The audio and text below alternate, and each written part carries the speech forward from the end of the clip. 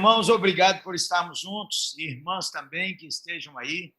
Eu quero ler com vocês o texto de Gênesis 40 e o verso de número 6 e 7. Vindo José pela manhã, os viu, e eis que estavam perturbados. Verso 7. Então perguntou aos oficiais de Faraó, que com ele estavam no cárcere do seu senhor: por que tendes hoje triste o seu semblante?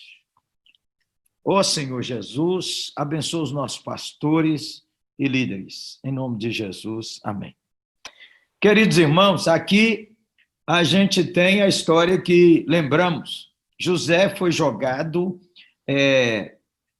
sem um julgamento correto e uma acusação falsa por aquela senhora, a esposa do Potifar, que possivelmente era muito mais jovem do que o marido, e o novo escravo que chegou lá com 17 anos foi desenvolvendo naquela casa, foi ganhando posições, foi se tornando um moço formoso, bonito, forte, inteligentíssimo, a ponto do Potifar confiar tudo que tinha na casa.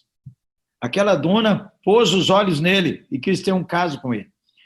José, pela bondade do Senhor, como qualquer líder que está começando ou que já é líder espiritual, pode escolher um prazer fugaz e jogar fora a sua vida.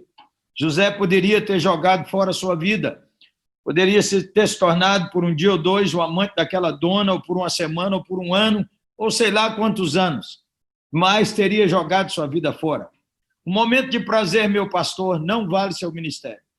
Um momento de prazer não vale sua família. É preciso, como disse Norman Vicente Pille, pensar antes para não chorar no depois. A gente prepara o coração antes, louvado seja Deus. E aqui, então, José é colocado na prisão. O Potifar poderia ter mandado matar, ele era um escravo, mas Potifar, a gente não sabe como era aquele casamento. Também não é o caso aqui. O José chegou na prisão. José era gente boa.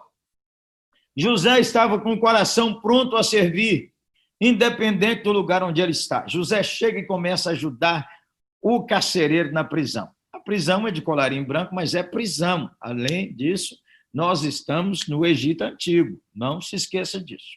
De qualquer forma, gente boa, chegou lá, depois de alguns dias, 2 prisioneiros bacanoides. Chegou lá o copeiro e o padeiro, tudo gente da alta lá no Faraó. Eram funcionários do Faraó, mas estão na corte, servindo ao rei, conhecidos do rei.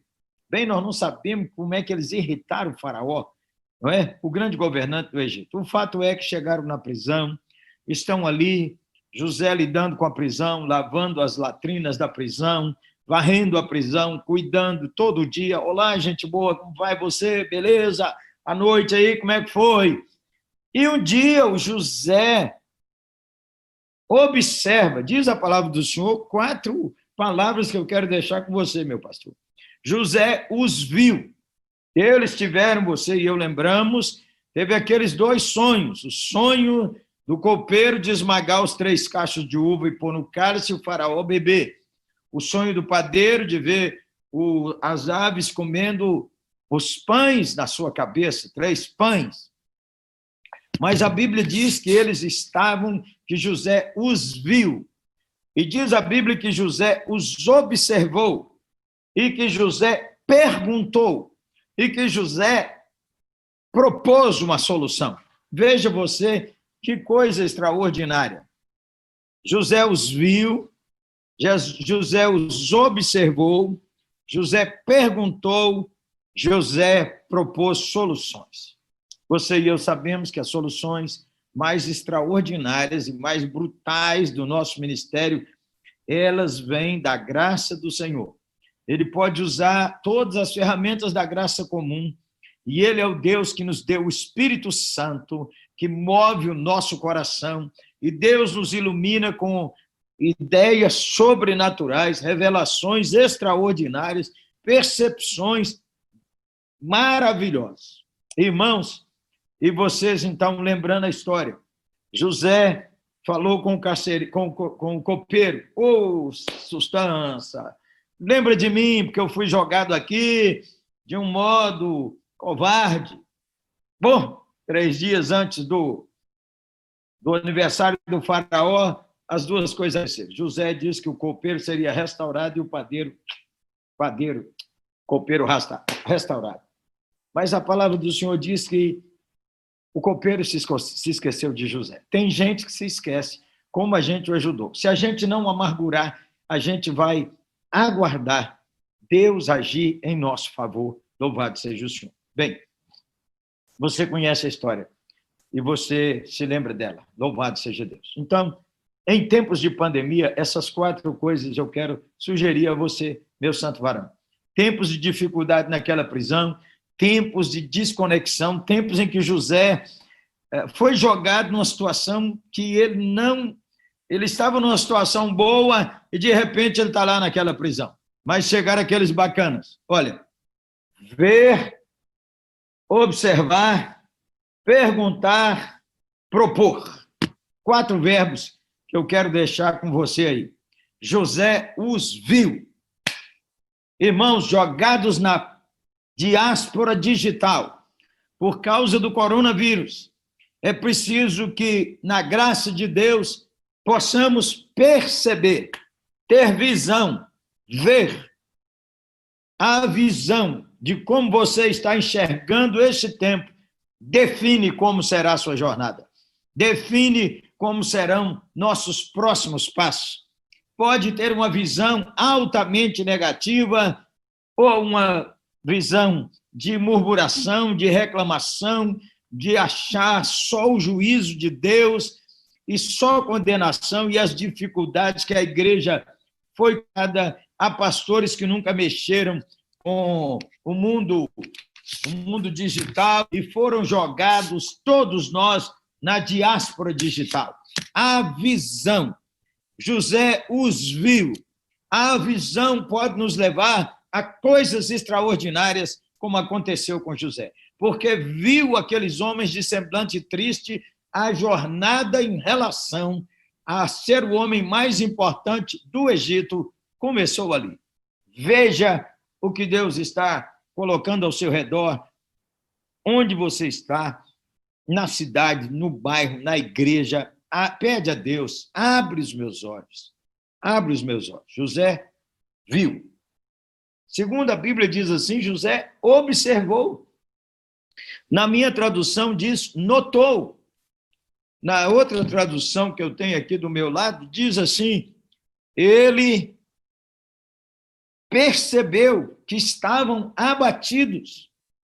Você pode ver e não observar. Esse é um tempo em que você e eu, pastor amado, temos que observar. Olha, de qualquer maneira, não sei onde está a sua cidade, se já voltou, se não voltou, de qualquer maneira, nós observamos 2 coisas que aconteceu com a igreja agora. A igreja tem 2 asas, ela está online e ela está voltando ao presencial. Como ela online, você e eu temos que aprender a mexer com tecnologia. Muitos pastores amigos que eu conheço, amados, homens de Deus, homens de oração, meti o pau nisso aqui, ó. Meti o pau em celular, isso é coisa do capeta, do diabo. Capeta não, lapeta não, aculapeta, não é? Longe de nós. E agora estamos todos na diáspora. Glória a Deus. Isso significou 2 coisas para nós. Você observou? Mudou o paradigma. Quando muda o paradigma, todo mundo baixa a zero. O que é isso? É que nossas ovelhas descobriram que de qualquer linha teológica tem gente na internet que prega melhor do que nós. Humilhou você, queridão, sustância, jogou você lá embaixo. Agora os membros da igreja sua, eles vão lá e dizem assim, o cara prega muito melhor do que ele. Mas é mesmo.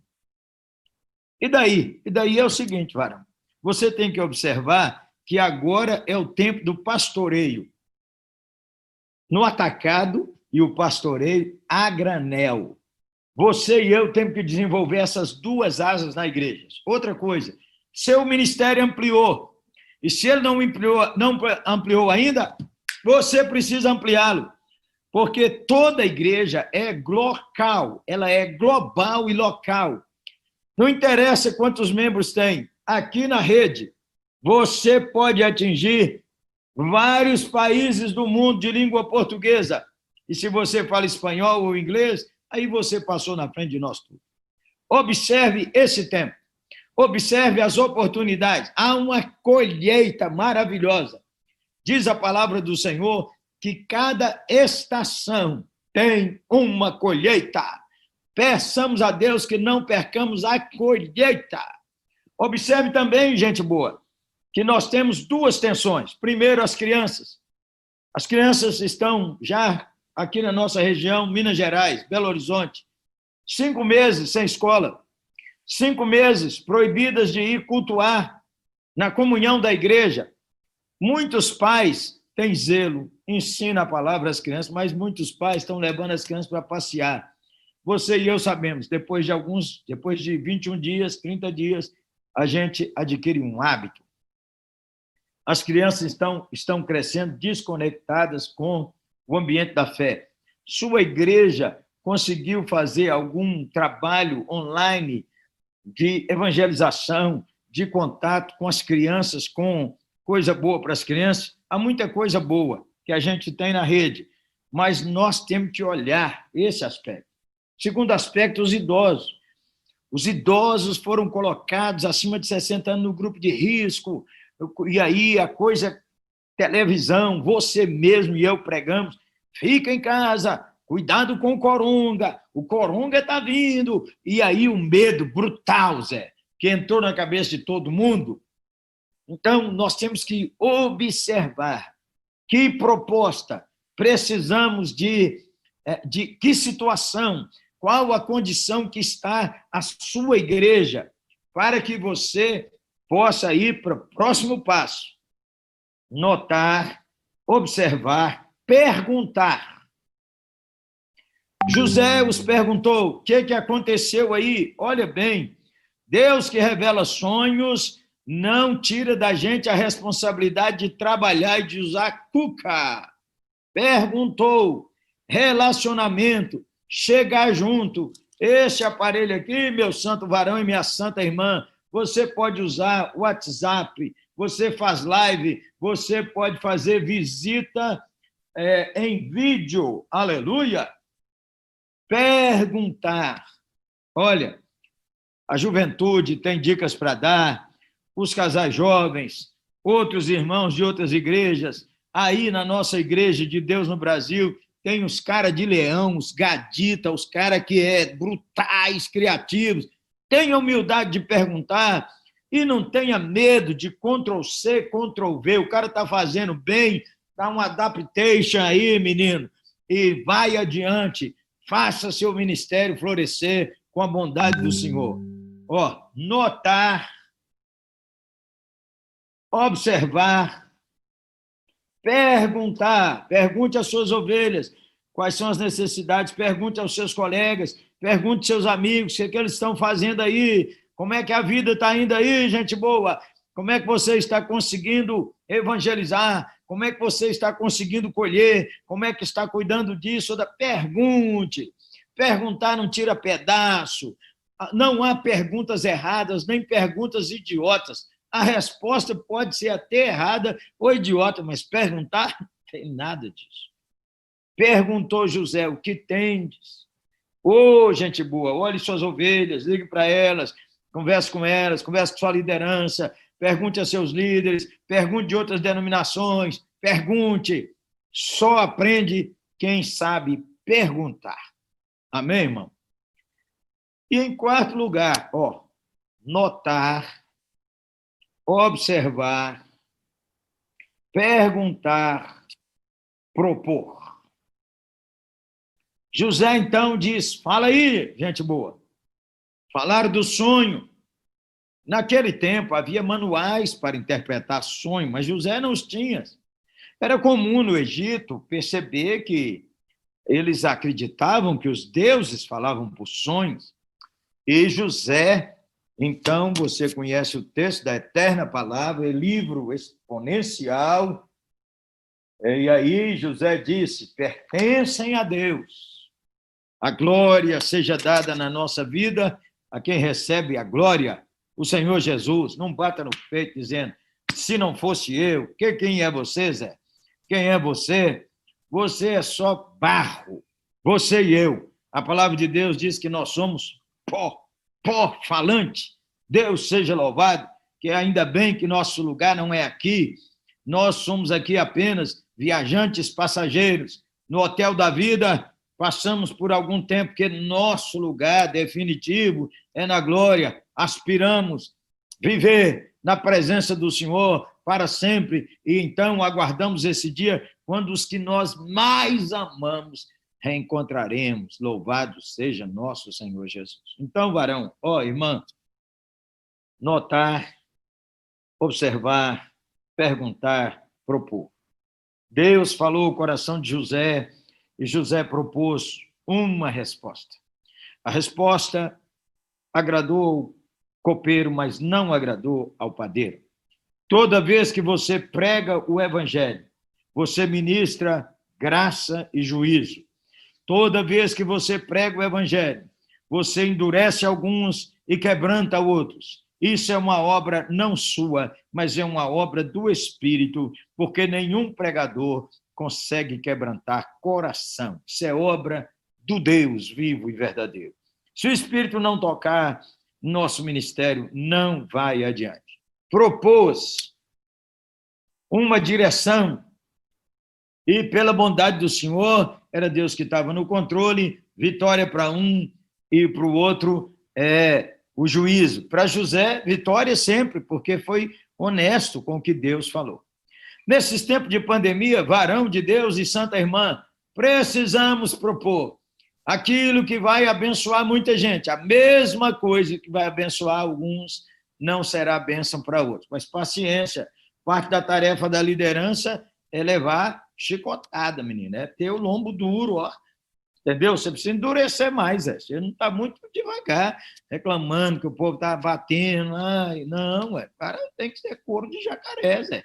Vai ir adiante, beleza? Proponha, meu irmão. A palavra do Senhor diz que em todo trabalho aproveita, é só não fazer nada que não resolve nada. Então, os caras ficam falando na sua cabeça, tem uns caras que falam assim, isso não vai adiantar nada. Não dá bola para esses caras, não. Não adianta nada é não fazer nada. José propôs, e Deus, na sua bondade e graça, operou na vida dele. E glória a Deus, sabe, irmão? Olha que bênção que o copeiro esqueceu José. Glória a Deus, esqueceu José. Sabe por quê, irmão? Deus trabalha assim na nossa história e na nossa vida. De vez em quando, parece que Deus não ouviu nossa oração, não nos concedeu o favor diante de ninguém, mas José, se o copeiro lembrar de você, José, você vai ser o auxiliar do garçom. Mas no tempo de Deus, a Bíblia de muito pastor talvez tenha rasgado Eclesiastes 3. Há tempo para tudo, inclusive para o coronga. O coronga chegou e ele vai embora. Isso não, menino. E também tem assim, você e eu sabemos, é Salmo 139.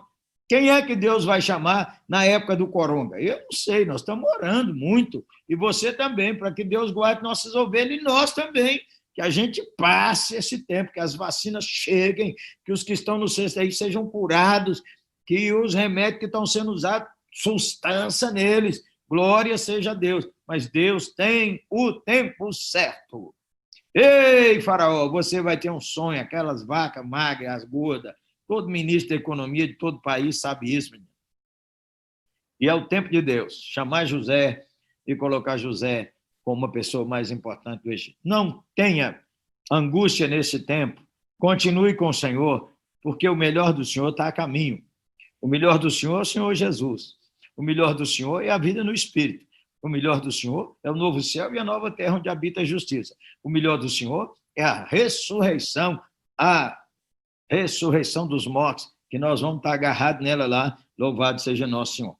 Então, pastorzão, nesses tempos de angústia e dor, nesses tempos de agonia, em tempos de estresse emocional, como José viveu, notar, observar, perguntar, propor, Deus seja contigo, Deus seja conosco, Deus tenha misericórdia de nós. Amém, irmãos? Amém. Louvado seja Deus. Que palavra maravilhosa, pastor. Amém. Vinda diretamente do céu para nós. Deus seja louvado, que coisa boa. Pastor, meu querido, nós temos algumas perguntas aqui e gostaríamos da sua ajuda para estar nos direcionando nesse sentido. Algumas já foram até respondidas aqui, né? Mas vamos lá. Qual deve ser a primeira prioridade de um pastor? Varão, a prioridade mais importante, na minha opinião, do pastor é tratar seu coração. Tratar seu coração. Ele precisa, e eu e você precisamos, ser daqueles irmãos que oram assim: Senhor, eu quero ser um crente de dentro para fora. Não adianta eu pregar bonito sobre santidade e lá dentro de mim eu sou um pornógrafo. Não adianta eu pregar sobre andar com Deus e eu mesmo não tenho vida com Deus. O Senhor Jesus disse que o mais importante é tratar o coração, que é de dentro do coração que sai tudo. E é a coisa mais difícil de tratar, porque dentro do nosso coração nós competimos com os outros colegas, nós concorremos com os outros colegas, às vezes nós nos alegramos quando um colega nosso vacila porque ele vacilou. Então, o coração é enganoso. E para tratar o coração, acho que é o maior desafio, pelo menos para mim, tratar o coração e encontrar um lugar, aquilo que Jesus falou, ser manso e humilde de coração. Eu sei ser bem educado, eu sei ser fingido, mas humilde de coração é só Jesus que dá nota.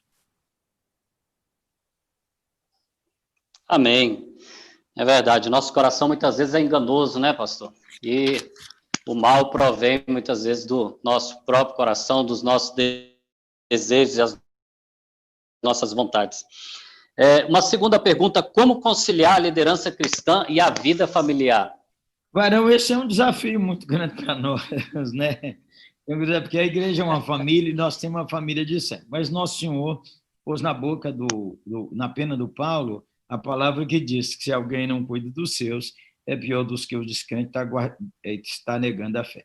Então, o pastor tem duas batalhas aí. Primeiro, é aquele pastor que ele não sai de casa, ele está dentro de casa o tempo inteiro, agarrado ali, perto da mulher, perto dos meninos, o homem chega atrasado, uma encrenca, não é? O negócio da família agarra ele. E o outro caso é que o homem está sempre ausente, nem o dia de descanso ele tem com a família. Eu acho que todo pastor deveria ter uma agenda equilibrada. Ele precisa conversar com a esposa dele, ele precisa lembrar que os filhos dele vão crescer rápido se tem filho pequeno, que os adolescentes vão passar rápido, que os filhos vão casar e que vão embora. Ele precisa de trabalhar e ele precisa também ter o direito de não atender, dar-se mesmo direito. Eu estou com minha família almoçando, eu não atendo telefone. Eu estou com meus filhos passeando, eu não vou parar. Uma vez saí com meus filhos pequenos, agora já casaram todos. Alguém tinha me chamado para fazer umas bodas de prata. E eu disse, eu não posso aceitar, porque eu tenho um compromisso muito importante. Aí depois a pessoa me ligou e disse, o senhor não veio nas bodas de prata nossa? E alguém disse que viu o senhor com seus filhos brincando num parque. Eu falei, era isso mesmo, gente boa. Eu tinha prometido meus filhos que eu iria levá-los no parque aquele dia. Tinha muitos dias que eu tinha prometido isso e tinha aquela expectativa. Então, muitas vezes, você trabalha muito e você cuide muito da sua família. Dá para equilibrar. A esposa vai ser um termômetro aí, e se os filhos, você conversar com eles, eles também vão dar umas dicas. Amém, a palavra está... Vamos lá, o que mais ouço é que o trabalho de liderança não é fácil. Que dica o senhor nos daria para perseverar?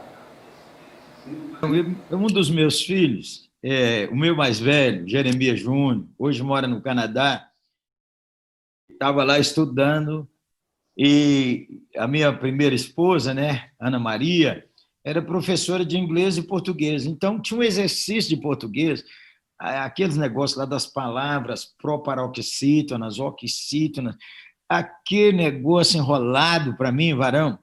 E aí a mãe dele saiu e me deixou com o dever de português para fazer com o menino. E nós dois não aprendemos, nós não saímos daqui. Aquilo virou um angu, um caroço, um tapete de chiclete. Eu lia, ele lia. Aí ele falou comigo assim: pai, que coisa enjoada, né? Que trem difícil. Aí eu falei com ele: meu filho, é o seguinte, as coisas fáceis foram dadas para outras pessoas. Para nós dois só sobraram as difíceis. Vamos meter os peitos e resolver isso aqui.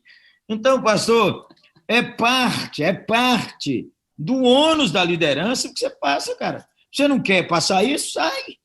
Não tem como liderar e dizer assim: tá, pastor muito cheio de mimimi. Não sei os da Igreja de Deus do Brasil, mas uma pastorada cheia de mimimi.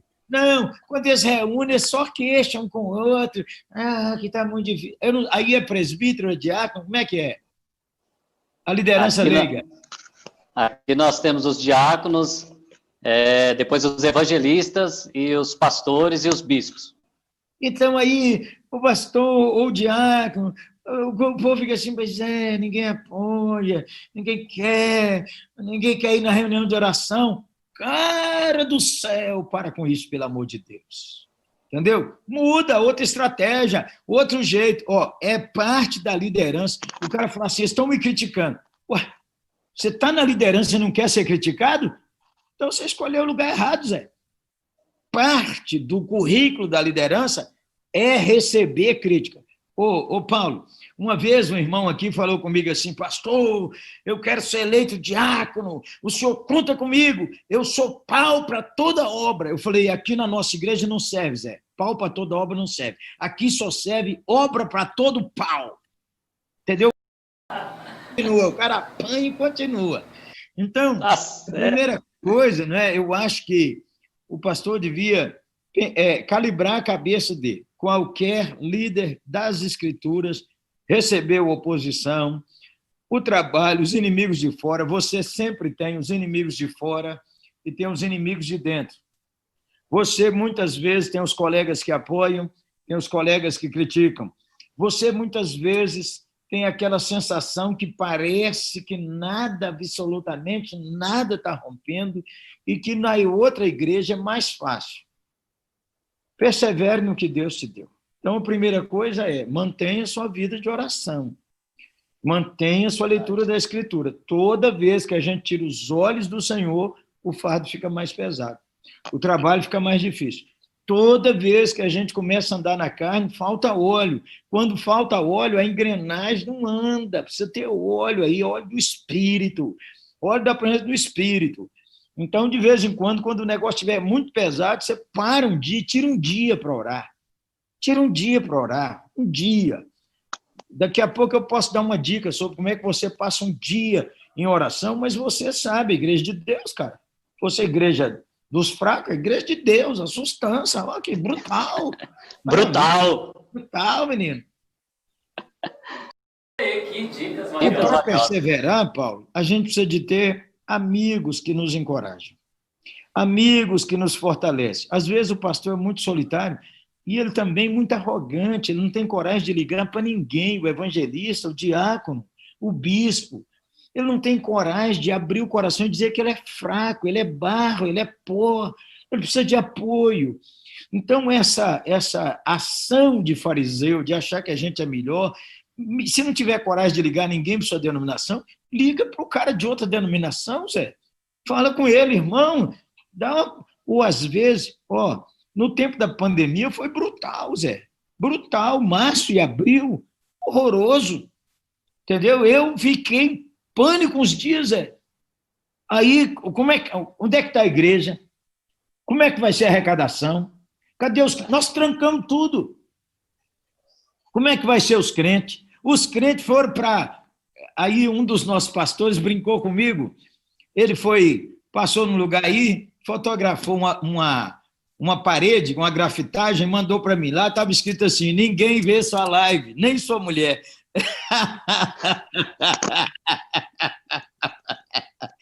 Então, a gente sabe, por exemplo, você está com transmissão do culto, tem 300 pessoas, 300 conectados, mas você não sabe se são seus crentes.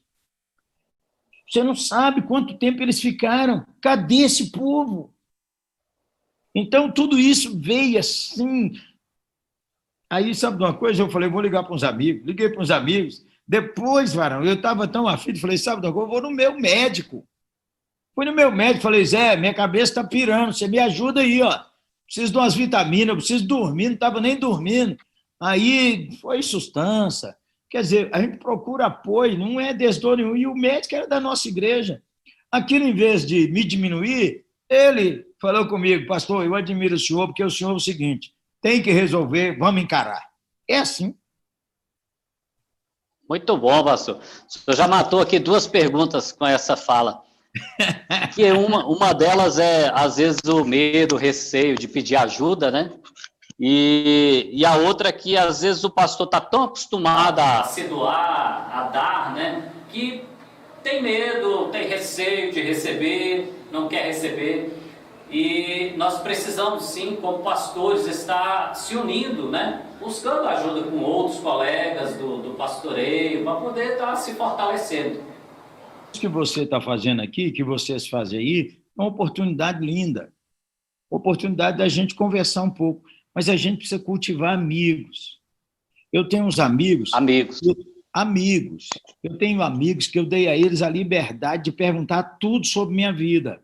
Alguns deles me ligam e dizem assim, você está lendo sua Bíblia? Estou lendo. Você está orando todo dia? Estou orando. Você está dando seu dízimo? Estou dando. Você está tratando com bondade sua mulher? Deixa comigo, estou dando presente. Aí ele fala, você está fazendo amor com sua mulher? Claro. Aí ele disse, você está cobiçando alguma coisa das suas ovelhas? Não. Você está comparando ou competindo com algum colega? Não. E aí, antes de orar, ele fala assim, agora, antes de orar, a última pergunta. Quantas vezes você mentiu?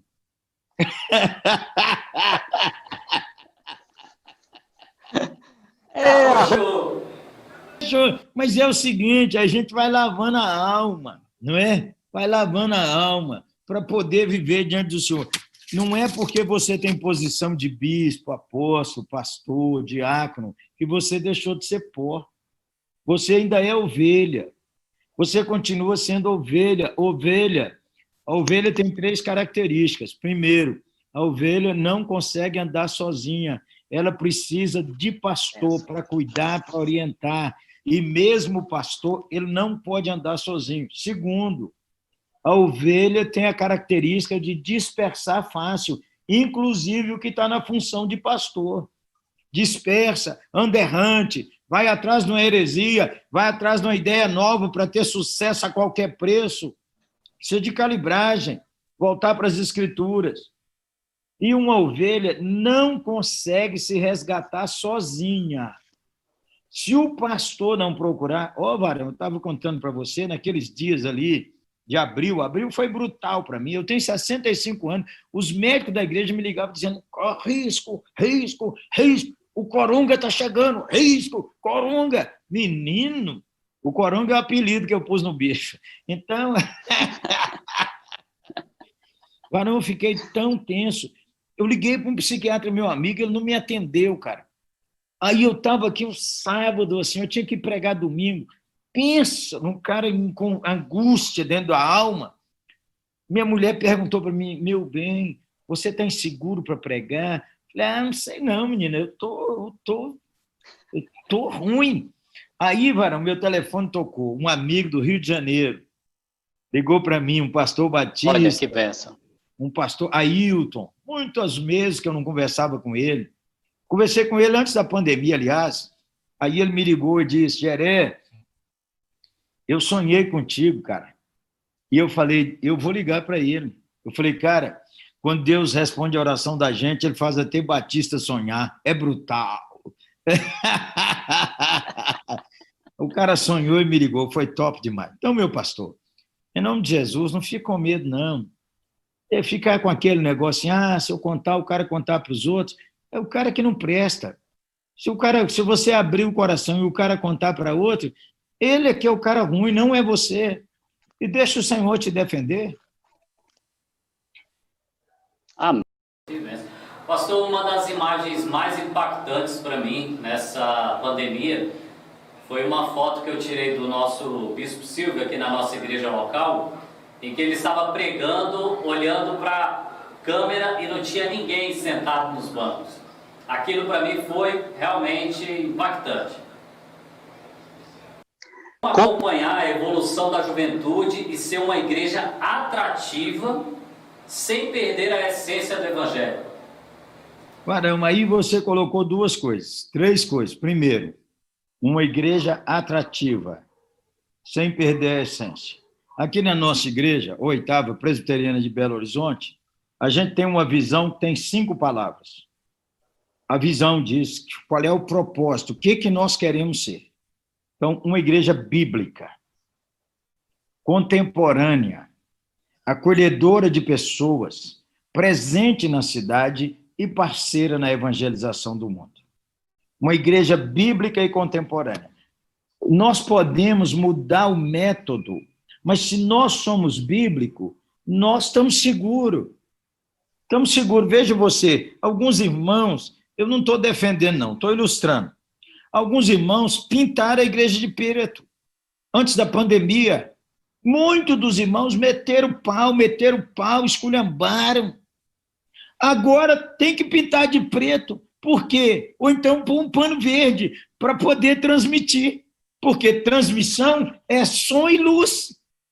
Então agora não é mais pecado, é só para entender assim que algumas coisas são negociáveis. Então, nós podemos mudar métodos de trabalho com a juventude? Claro, a linguagem da juventude é outra. Os adolescentes da igreja, nós precisamos conversar com eles, com os adolescentes, com os jovens. Os meninos de 9 e 11 anos, pilhadíssimo, sabendo tudo de internet. Um pastor meu amigo aqui, uma igreja de 100 membros, aí ele era contra esse negócio de rede social. Falei, Varão, você tem Instagram? Tem não, pastor. Varão, você tem Facebook? Não, pastor. Falei, Varão, vai para o Facebook. Fala com os meninos para criar lá para você ajudar. A meninada ajudou o pastor, ajudou, Varão. Ele me ligou depois de Xerê. Você precisa ver, Varão. Eu pregava dia domingo para 80, 90 pessoas. Estou pregando agora para 600, 800. Olha para você ver. Então, a juventude, deixa a juventude, atenção os pastores com mais de 50 anos, dê oportunidade aos jovens para dirigir louvor, dê oportunidades a eles para pregar, e a gente vai aí mentoreando, guiando a nova geração top. Então, não tem jeito. E aí, é claro, veja você, eu tenho que dar graças a Deus, eu tenho 65 anos. A juventude... Nem parece, pastor. Hein? Nem parece, com essa energia toda, essa disposição. Boa. Aí, Varão, os meninos de 12 anos, os juniores, o que é que eu vou pregar para eles? Os adolescentes. Pastor, vem aqui, sabe? Eu quero mexer com culto, sabe? Não, tem jovem aí para pregar para vocês. Aí ontem foi batismo aqui de meninos ganhados na pandemia, 50 que nós recebemos ontem. Aí eles disseram, queremos que o senhor pregue. Aí eu fui pregar. Aí agora há pouco o líder de jovens falou comigo, nós temos aí uns 500 jovens. Eles disseram, pastor, nossa juventude, nossa liderança quer que o senhor dê uma aula para eles domingo. Quero mexer com aula. Não, Zé. Não, pastor, o senhor precisa vir. Então é um privilégio enorme. Muitos de 40 anos nem têm mais linguagem para falar com a juventude. Pega os adolescentes. Varão, é uma oportunidade. A juventude agora, eles podem servir de maneira extraordinária nesse tempo da pandemia, porque eles estão considerados o grupo de pouquíssimo risco. Vamos dar trabalho, nós estamos pondo a juventude na rua, nos asilos. Nós estamos pondo a juventude para fazer drive-thru. Nós temos um estacionamento e nós resolvemos, Dia dos Pais, fazer um movimento com os pais, compramos um jogo de vareta, colocamos uns bombons, e aí a juventude nos ajudou. Eles passavam no estacionamento, um jogo de varetas, nós fizemos, cada um do pastor, nós somos uns 15 pastores, escrevemos um texto de uma página, eu e meu pai, demos para os pais, os jovens orando. Varão, você precisa ver a coisa exponencial, a juventude agindo. Bênção de Deus. Pastor, 3 dicas para os tempos de quarentena que estamos vivendo, porque nós não saímos ainda, né? Estamos nela. O senhor já falou várias coisas aí que podem servir como essas dicas, mas resumindo aí em 3, o que o senhor diria para nós? Primeiro, pastor, mantenha seu rosto nas redes sociais. A igreja precisa ver seu rosto. Você precisa falar com a sua igreja. Tem muito bambambam na internet, tem os caras brutais com milhões de seguidores, tem os grandes pregadores da internet de todas as linhas teológicas, mas a igreja precisa ver seu rosto, porque vai passar. Quem ora pela igreja, quem ora pelo rebanho é você.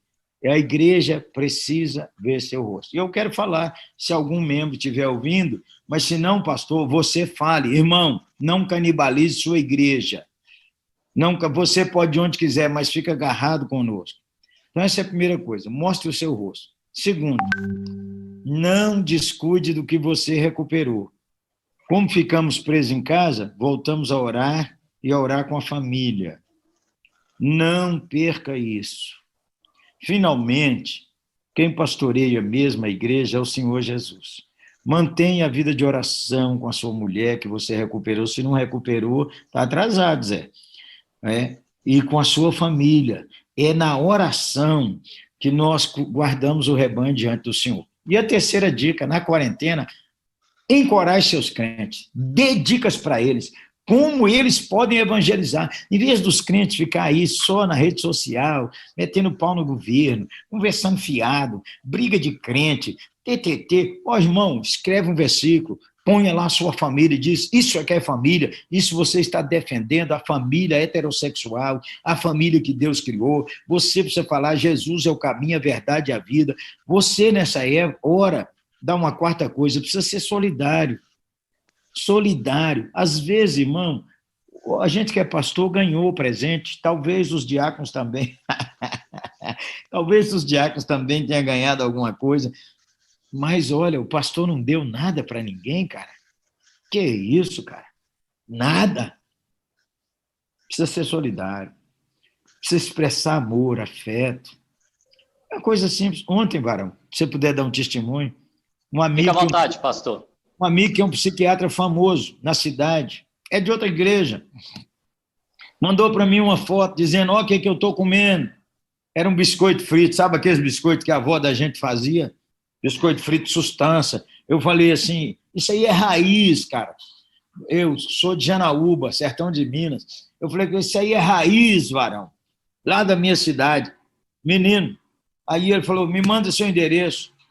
Mandei o endereço para ele, cara. Ele pagou um táxi para viajar de uma cidade vizinha, 25 quilômetros, e trazer 12 biscoitos para mim tomar um café. Ô, Glória. Brutal, brutal. Ô, Glória. Bênção Então, de Deus. 4. Você pediu 3, dei 4. Deu 4, deu uma de gorjeta aí. Obrigado, pastor.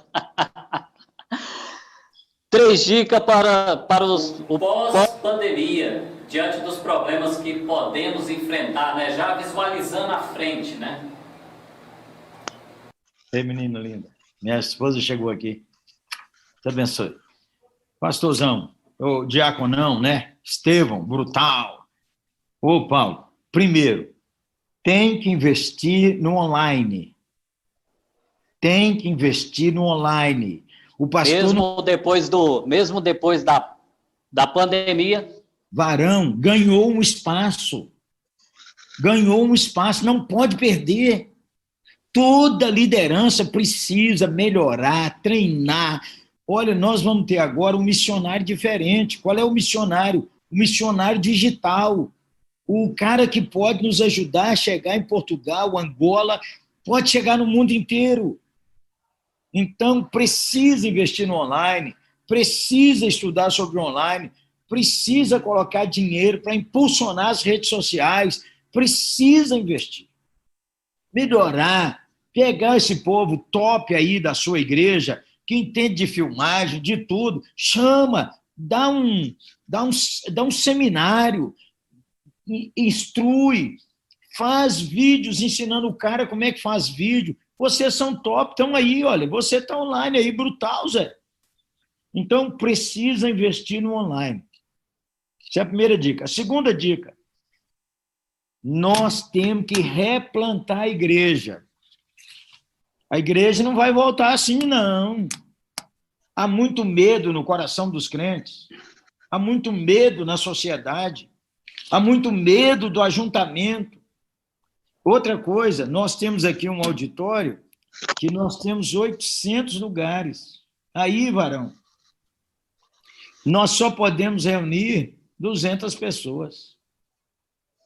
Então, ir para trazer os crentes, então nós temos que fazer várias atividades, como eu falei, do drive-thru, para conectar a igreja. Nós estamos pedindo os jovens para fazer serenata da calçada, para os idosos que não podem vir. Compramos uma caixa de som, vai lá e canta um hinão, canta uma música, faz uma oração. A igreja, nós temos que replantar a igreja. Então, o trabalho aumentou, meu caro pastor. O trabalho aumentou, não é? E a terceira coisa que eu quero dar uma sugestão é que o pastor pregue nesses próximos dias para curar as emoções do povo, fortalecer a alma do povo. A agenda da doutrina ela é importante. Pregue doutrina conectada com aquilo que fortalece o seu crente. Fortalece o irmão. O povo está com medo, você precisa encorajá-lo.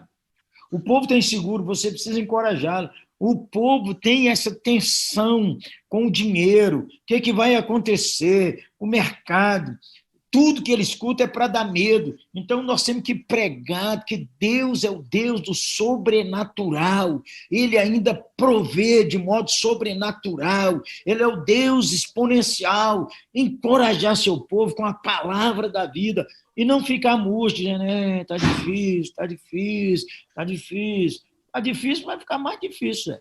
Então, você crê no Senhor e prega a palavra. Muito bom, pastor. Muito boa palavra. Acho que esclareceu essas perguntas que nós tínhamos aí. E uma coisa que o senhor fala, né? Prosa boa, o tempo voa, né? Está acabando, estamos chegando ao final aí. Foi um prazer para nós ter o senhor aqui conosco. Não, posso fazer um convite? Sim, pode ficar à vontade. Me segue lá no Instagram, todo dia, meio-dia, temos uma janela de oração. Se você não tiver live do seu pastor, nem do seu bispo, tiver assim, podendo apoiar lá, é um convite. Agora, se tiver live do seu pastor, segue com ele. Se tiver live da sua igreja, não canibalize sua igreja. Outra coisa, irmão, incentiva seu povo a dar dízimo e oferta. Não tenha medo, isso é bíblico. Mesmo que uns conversem fiado, isso é conversa do diabo. Você pregue a palavra com alegria, sem constrangimento. O cara vier conversa fiada com você, dizendo assim, só quer meu dinheiro. Um dia um cara falou comigo, o Paulo Henrique, essa igreja só quer meu dinheiro. Eu falei, ô Zé, você nem tanto dinheiro tem assim, nunca vi. Você deu aqui 10 milhões de ofertas, nunca deu, então não conversa fiado. Beleza. Não deixe, creia na Bíblia e pregue sua Bíblia. Amém. Glória a Deus. Pastor, agora eu gostaria de pedir que o senhor tivesse, nesse momento, fazendo oração aí pelos nossos pastores, pelas nossas pastoras, aqueles que estão nos acompanhando aí na live, que o Senhor abençoe a vida deles nessa noite. A liderança dessa amada igreja, a Igreja de Deus no Brasil. Nós te agradecemos pela história de fé que eles têm experimentado e vivenciado. Te agradecemos por esses homens e mulheres valorosos que nesse tempo de pandemia não recuaram, pregaram olhando para a câmera sem ninguém no templo, pregaram apaixonadamente o evangelho para abençoar suas ovelhas. Senhor, dá fruto do trabalho desses teus servos e tuas servas. Aqueles que estão um pouco atemorizados nesses dias, Senhor, dá-lhes um espírito de fé em nome de Jesus. Eu oro também, Senhor, que o Senhor levante companheiros e companheiras que possam repartir o fardo e assim teus servos seguirem adiante. Senhor, livra aqueles que porventura caíram em pecados antigos, restaura-os, abençoa-os, conforta-os, Senhor, enche de novo do Espírito Santo e de fé. Eu oro, Deus, pelas crianças, pelos adolescentes, pelos juniores, pelos jovens da Igreja de Deus no Brasil, pelos casais jovens, pelos casais, pelas mulheres e pelos idosos, Senhor, pelos homens. Oramos para que essa igreja possa ser uma igreja que viva nesses dias agora mesmo, um tempo de avivamento, um tempo de colheita maravilhosa e de grande alegria no Senhor. Em nome de Jesus. Amém. Amém. Amém. Mais uma vez, pastor, muito obrigado. Nós temos aqui no YouTube várias pessoas agradecendo o senhor aí por esse momento precioso de edificação que nós tivemos nessa noite. Deus abençoe sua vida, pastor. Sou a Igreja de Deus no Brasil. Obrigado, irmão. Grande abraço aos bispos, aos pastores, aos evangelistas, aos diáconos e a todos os membros da igreja. A paz do Senhor. Glória a Deus. Amém. Um abraço, pastor. Fica com Deus. Acredito que todos foram edificados e abençoados nessa noite com a palavra, né, do pastor Jeremias, com os louvores que foram apresentados. Então, que Deus possa estar abençoando a sua vida. E parabéns, meu pastor, minha pastora, parabéns a você que tem dedicado a sua vida ao ministério, tem dedicado a sua vida a abençoar outras vidas. Fique conosco, temos mais um louvor aí e depois o encerramento. Deus abençoe, até mais.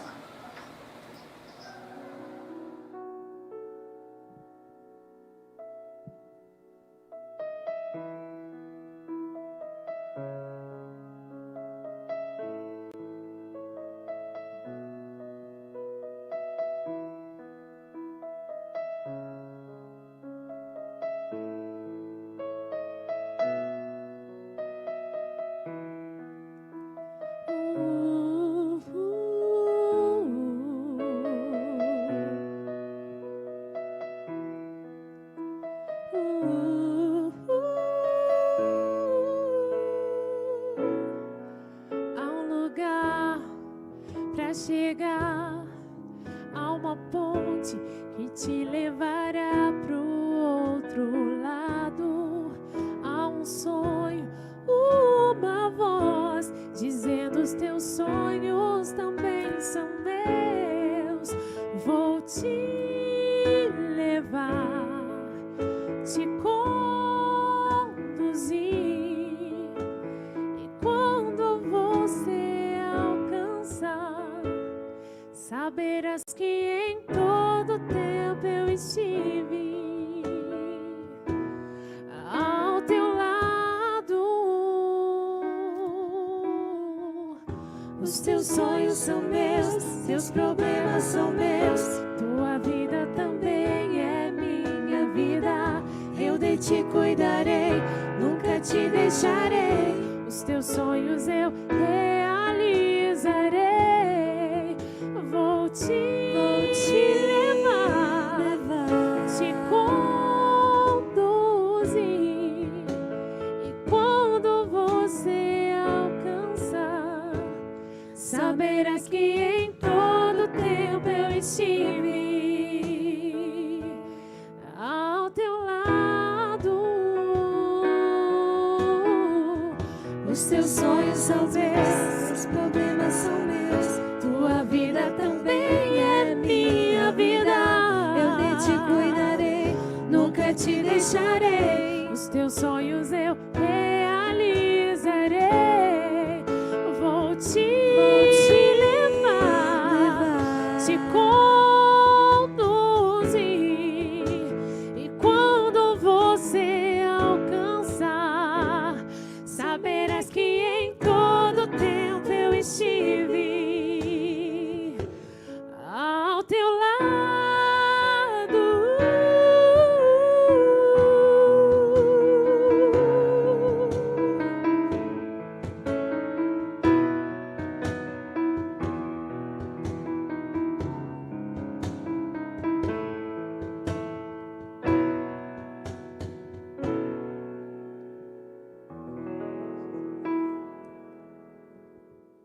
Seja bem-vindo, meu Pai. Seja bem-vindo, Espírito Santo de Deus, em nosso meio. Adora o nome do Senhor.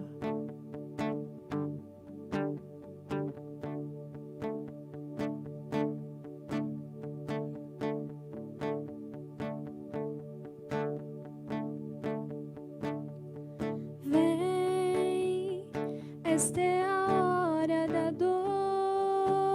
adoração. Vem, dar a Ele teu coração. Vem, assim como estás para adorar. Vem, assim como estás diante do Pai. Vem, toda língua confessará ao Senhor, todo joelho se dobrará,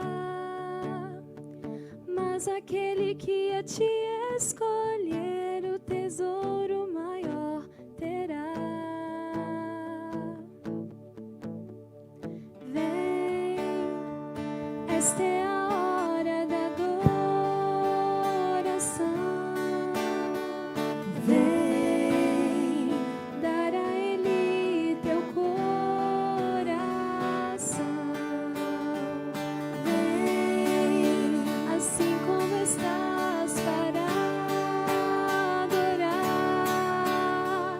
Vem, assim como estás diante do Pai. Vem, toda língua confessará ao Senhor, todo joelho se dobrará, mas aquele que a ti escolher o tesouro maior terá. Toda língua confessará ao Senhor, todo joelho se dobrará, mas aquele que a ti escolher